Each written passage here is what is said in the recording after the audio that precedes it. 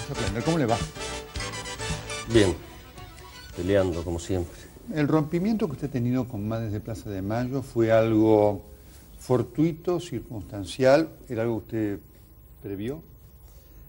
No preví que iba a tener esta magnitud, que se iban a sumar tantos actores, que iba a haber, digamos, una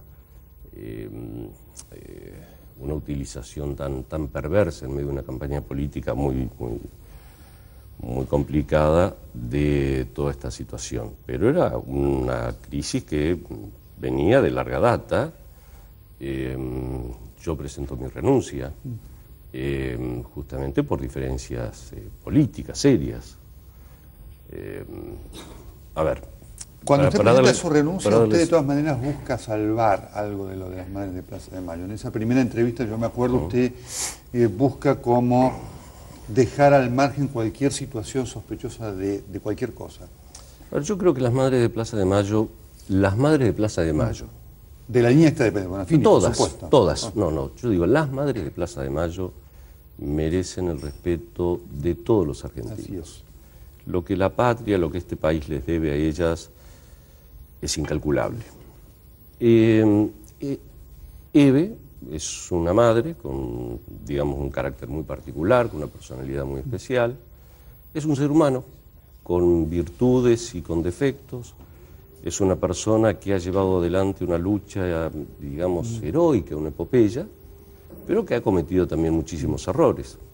Yo creo que se ha dejado ganar en su vida por el odio, por el resentimiento, y ella, que podría haber sido prenda de unión para todo un enorme sector que quería un país más justo, más solidario, terminó siendo víctima de su propio narcisismo, rompiendo con el resto de las madres, aislando y dejando de lado a todas aquellas que podían llegar a contradecirla. Termina rompiendo con casi todas las filiales del interior del país. Primero rompe con abuelas, después rompe con hijos, después rompe con el otro sector de madres que se denomina línea fundadora, después rompe con familiares, con las organizaciones familiares, con el resto de los organismos de derechos humanos, y después con casi todas las filiales del interior del país de la asociación. A pesar de eso, digamos, en ese espacio yo logro ayudar a construir un proyecto increíblemente hermoso. Ahora, cuando usted habla de toda esta situación, después yo tengo algunas objeciones hacia su postura, pero antes quiero ir a los hechos, porque usted narra cosas realmente impactantes, muchas de las cuales no se conocían. Toda esta situación, en principio económica, de dificultades que usted narra, lo obliga a usted a salir a jugar al casino para obtener fondos. ¿Esto cuándo se comienza a desarrollarse? Esto fue, a ver, hay algunos párrafos y algunas cosas del libro que son absolutamente ciertas, pero también hay que ponerlas en contexto, ¿sí? Estamos hablando de la década de los 90, de la década más infame que vivió el país, donde se privatizó y se cerraban las fábricas, la pobreza y la marginalidad llegaba a niveles extremos. Y en ese contexto nosotros teníamos, los que acompañábamos a las madres, teníamos, por un lado, las madres haciendo la apología de la lucha revolucionaria de sus hijos. Por otro lado, las experiencias que surgían de los zapatistas, de la FARC, del ELN, de estos movimientos que se enfrentaban a un enemigo común, que era todo el neoliberalismo en la región. Y uno no encontraba en la Argentina una alternativa política que pudiera hacer frente a la devastación que significó el menemismo. Y esas anécdotas que yo cuento, las cuento porque son parte de la historia y creo que la sociedad tiene que conocerlas, pero fueron brevísimas, fueron casi anecdóticas. ¿También la de las armas? También, digamos. esa acumulación equivocadas. de A armas. ver, ¿Y dónde obtenían las armas? Que estaban en este país, a la vuelta de la esquina, digamos. Esa es la lamentable realidad. Era Más en aquella época. de obtención ¿no? ilegal. Pero más en aquella época, ¿no? Estamos hablando de los 90. Estamos hablando de una época donde el país se caía en pedazos y nosotros teníamos ese modelo que Eve nos transmitía, de la reivindicación y la apología de la lucha revolucionaria de sus hijos. ¿Y ahí con el tiempo, el proyecto de secuestro a Macera? Sí, además, digamos, fue toda una inteligencia para saber dónde estaban los genocidas.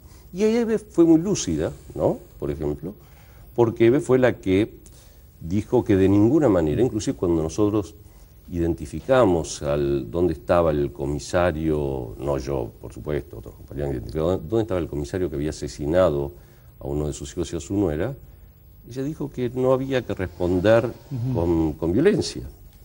Pero por otro lado sí alentaba la lucha revolucionaria. ¿Quién se iba a imaginar, en los 90 que se iba a producir esta transformación en el país? Que tuvo un costo enorme, ¿no es cierto? Tuvimos que pasar por de la Rúa, por el 2001, por muertos en las calles, por bueno. Ahora, ahí es el momento en el cual la Fundación, cuando se acerca al gobierno, ahí la Fundación comienza a tener la plata que no tenía. A ver, cuando se acerca al gobierno,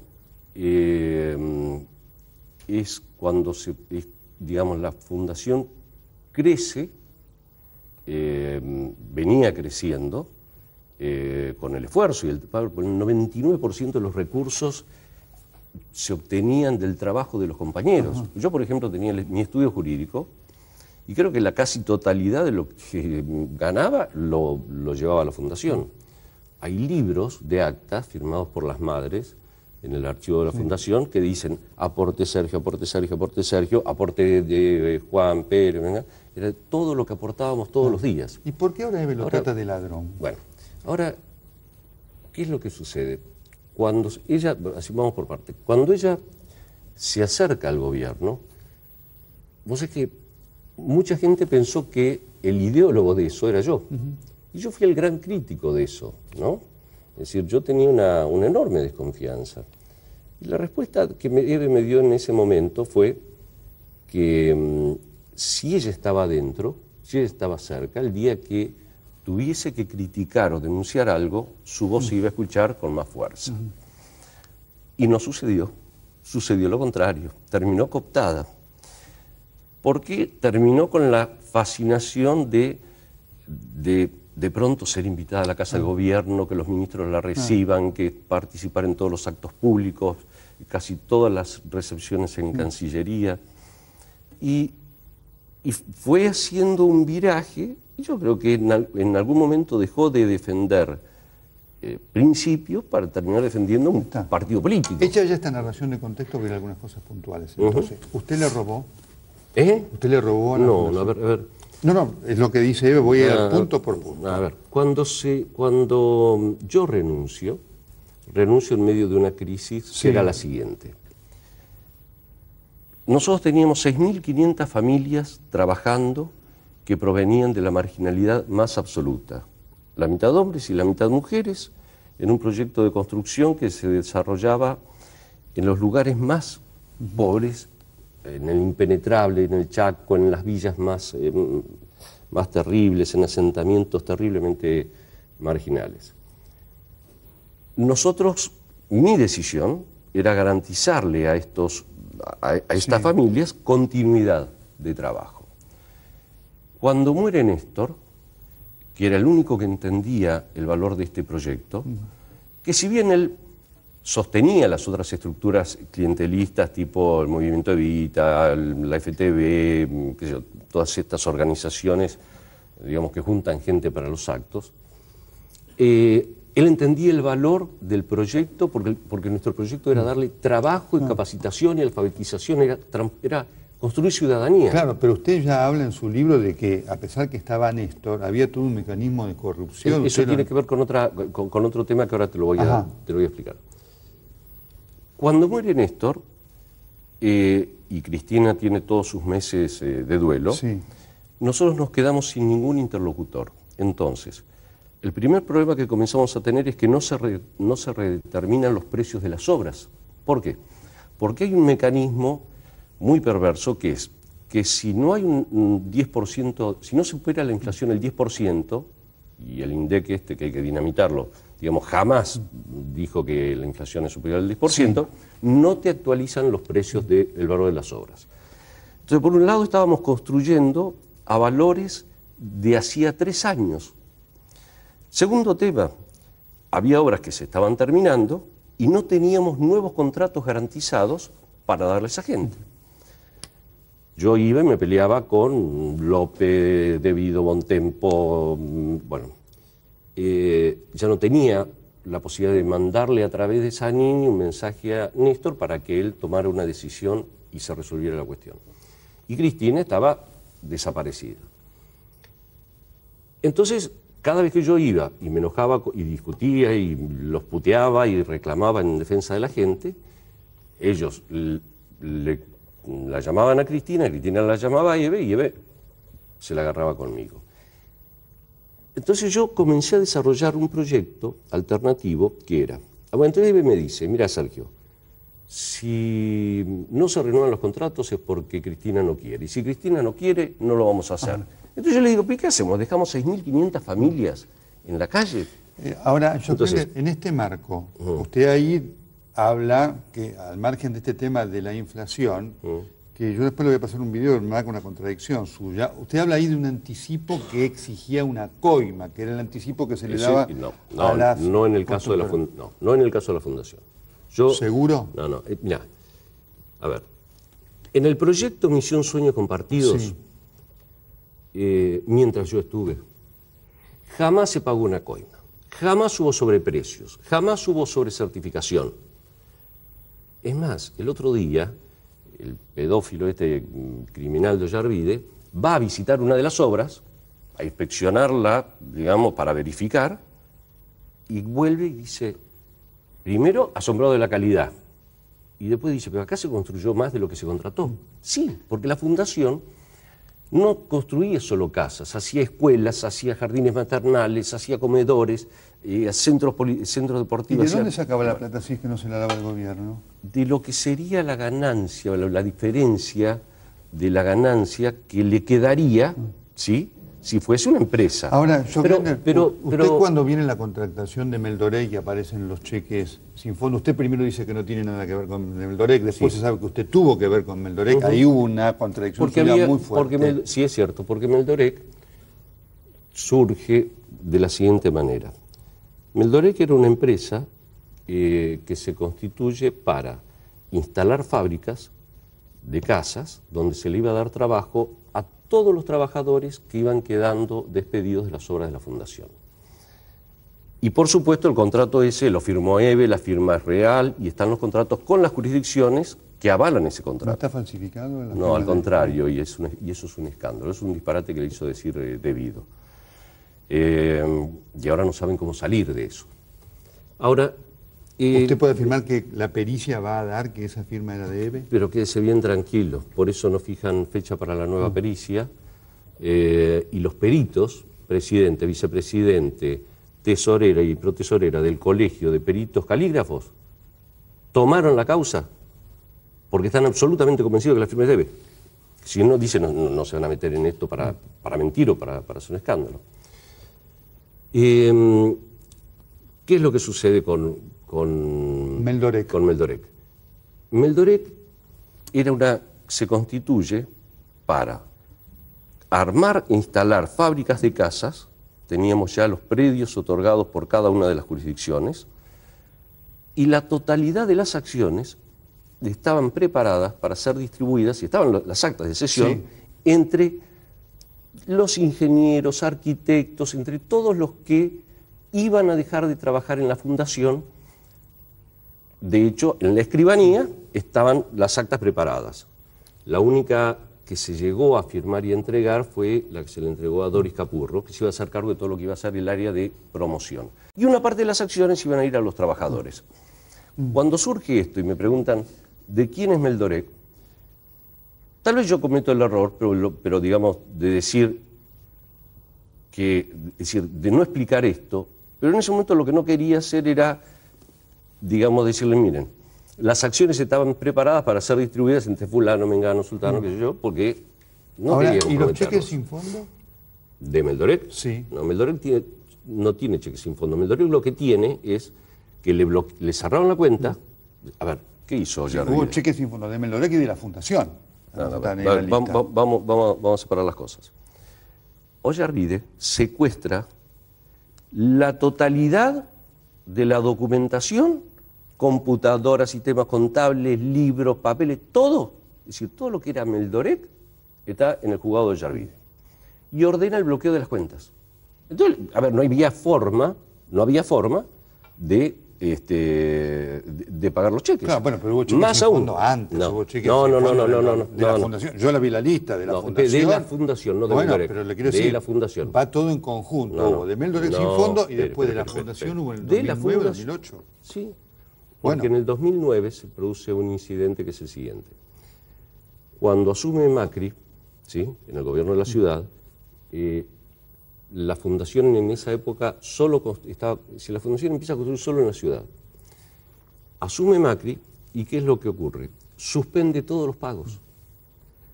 Y genera una deuda a la Fundación de cerca de 32 millones de pesos, por lo cual se inicia un juicio. Y de la noche a la mañana, la Fundación se queda sin recursos para pagar a los trabajadores, a los proveedores y demás. Cuando comienzan las obras en el resto del país, comienza a regularizarse la situación inmediatamente. Tanto es así que hasta el último cheque se pagó después. Ahora, el tema es así. Al principio, yo tenía un poder general de la Fundación, amplio, y yo era el que hacía los pagos, el que iba a las audiencias laborales, el que firmaba los cheques. Yo dijo que usted decidía. Yo era el que hacía todo. Cuando esto comienza a crecer, armo una estructura colegiada porque era imposible. Yo decía, era inmanejable, una persona no podía hacer todo eso. Entonces, armo una estructura de direcciones. Un director administrativo, un director de recursos humanos, un director de técnico, un director de arquitectura, una directora financiera que era Felisa Micheli, un director de compras. Era una estructura enorme, con 42 obras repartidas en todo el país. Obras de las cuales estoy absolutamente orgulloso, porque no hay una sola obra donde puedan decir que la calidad es mala, que hubo sobreprecio, que hubo sobrecertificación. Bueno, la justicia no piensa lo mismo. No. Bueno, el periodismo... Espera. La justicia está investigando esto. La justicia hace 7 meses... A ver, primero, hace 7 meses... Lo que usted dice, yo lo comparto, que hace 7 meses que no se mueve. Lo que le quiero decir es que la justicia está investigando eso. Después se verá si es A o B. Eso lo está investigando. Bien. Ahora, en principio, debería regir la presunción de inocencia que le corresponde a cualquier ciudadano. ¿Sí? Entonces, en principio, digamos, correspondería que dijeran, por ahora... Por supuesto. Bueno, y además, ahora, el doctor sabe que, por eso le digo, no es cualquier cosa que Evel Bonafini diga que usted le robó. Bueno, a ver, pero ahora... Usted fue un defensor acérrimo de eso, se lo quiero decir. Sí. Pero ¿qué es lo que sucede? En determinado momento, yo renuncio a la Fundación, tengo una discusión muy seria con Eve, discusión por lo que era, porque me demandaban más financiamiento y movilización para la campaña de Fatala y de Vudú en su momento. O sea, ¿le pedían plata de la Fundación para la campaña? Sí, se financiaba, digamos, la Fundación. A ver, desde Misión Sueños Compartidos había que financiar. Esto usted debe haberlo denunciado antes. Espera, no. ¿Por qué no? Porque no era un delito. Bueno, no, pero no era algo compatible con la Fundación.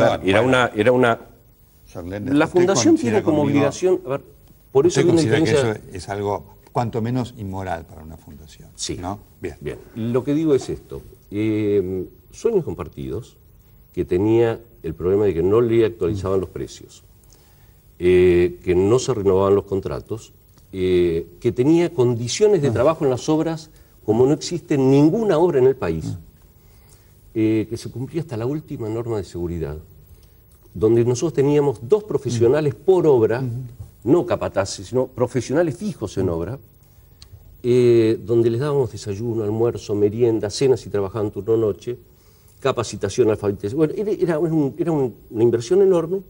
Además, tenía que financiar una enorme cantidad de pedidos y caprichos de EVE, ¿sí? De las madres. Ahí está lo de los viajes. Espera, teníamos que financiar.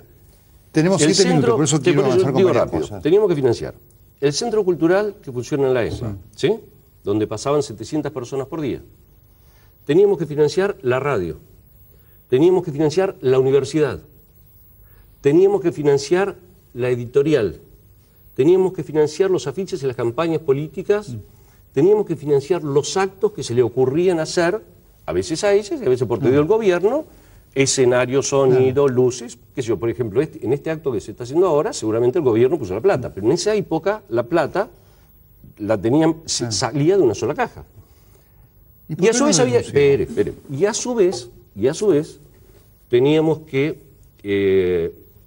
solventar los pasajes y los viajes de vacaciones de la hija de Eve, el sueldo de la hija de Eve que cobraba afuera en la fundación pero no trabajaba en la fundación.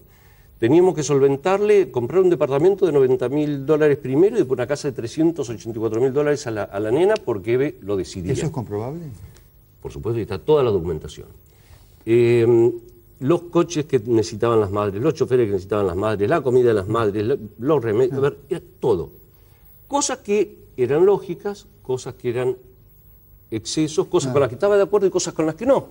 Insisto en esto, ¿y por qué no lo denunció antes? Porque usted, cuando se hablaba de estas cosas de la madre de Plaza de Mayo, usted se enojaba de una manera impresionante y descalificaba a quien decía porque esto. Creía que había que preservarlas y que, a ver, hoy no me quedó más remedio que salir a responder.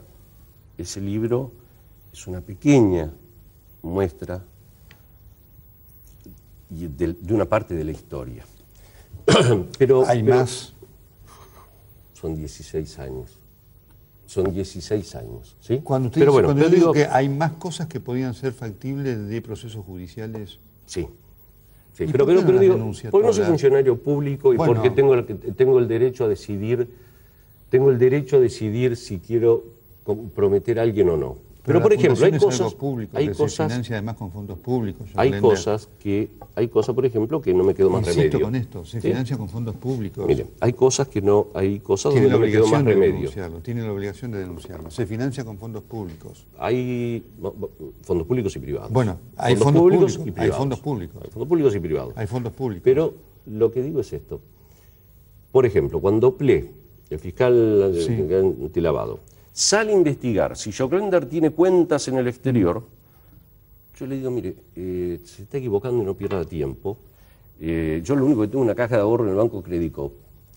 Le aclaro que, perdón la expresión que voy a utilizar, jamás en mi vida puse el culo, ni siquiera en el asiento de acompañante de una Ferrari o de un Porsche. Jamás, ¿eh? No sé cómo son de adentro. Bien. Le digo, lo único que tengo Pero dijo que podía comprarse una. Sí, es cierto, es cierto. Sí. Pero digo, ¿y está mal eso? No. Pues no la robé, ¿eh? No. Bueno, no se lo robé. Quiero decir que, pero déjeme terminar. Le repito, usted está en una acusación de que hay quienes fueron sus compañeros de ruta. Pero déjeme terminar.